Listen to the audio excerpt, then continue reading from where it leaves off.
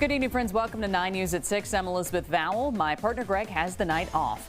We start with the WAFB team. A grand jury formally charged 5 suspects for their alleged roles in the hazing death of Caleb Wilson back in February.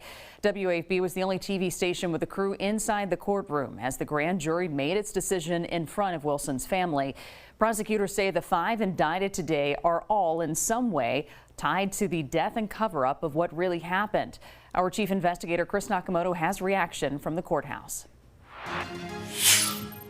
Flanked by the family of Southern University student Caleb Wilson, District Attorney Hiller Moore promised them justice will be served for Wilson's untimely death back in February. We are continuing to investigate. Main thing are telephones that are being downloaded and other evidence, and then hopefully cooperation of people that are now indicted. It's been 9 months since 3 Southern University students were arrested, accused of playing a role in the hazing death of Caleb Wilson.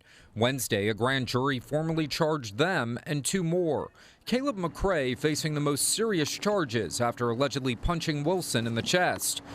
A grand jury handed up an indictment today for manslaughter and a principal to felony hazing. Isaiah Smith charged with principal to manslaughter, felony hazing, and obstruction of justice. Kyle Thurman, principal to felony hazing and 3 counts of obstruction of justice. In court, we learned 2 new names. Winston Sanders, charged with principal to felony hazing and obstruction of justice, along with Jaden Landrum, charged with principal to felony hazing. The grand jury did not make a decision for a 6th person, saying they needed more information. Well, we hope that we will recover more information. We may return back to the grand jury for some additional indictments if that evidence ever comes forward. And so this will be an ongoing matter. Wilson was pledging Omega Psi Phi in late February when fraternity members dropped him off at the hospital unconscious after an alleged hazing ritual. The WAFB team first to report this year the extraordinary lies that were told in the wake of his death. Initially, members said they were at a Breck Park. It was later learned pledges were actually at a warehouse where they stood in a line and took blows to the chest. Rather than call the authorities once they realized something really bad was going on with Caleb, and what do they do instead? Change his clothes, come up with a story, bring him to a hospital and drop him on the steps of a hospital. In September, Wilson's family filed a lawsuit against Omega Psi Phi, Southern, and other individuals there that night. As the civil case plays out, the criminal case is also moving along. Louisiana toughened up its anti-hazing laws in 2018 after the death of LSU student Max Groover, making hazing a felony and defining it as acts by an individual or group for initiation into a group.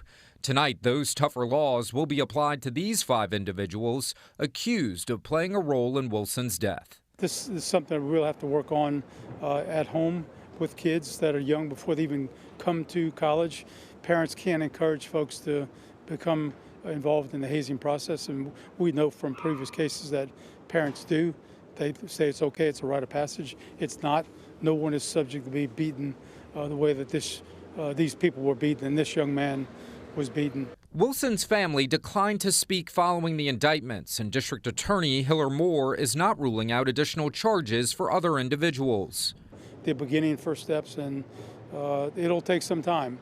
And we just ask for patience, and this family has really given us all the help and support that we could ever ask for. And we continue to have a good relationship, and hopefully this will be a successful end. For the WAFB team, I'm Chris Nakamoto. Chris, thank you. All 5 suspects are due in court next month. If convicted, 4 are facing multiple decades in prison. Landrum is facing 5 years in prison.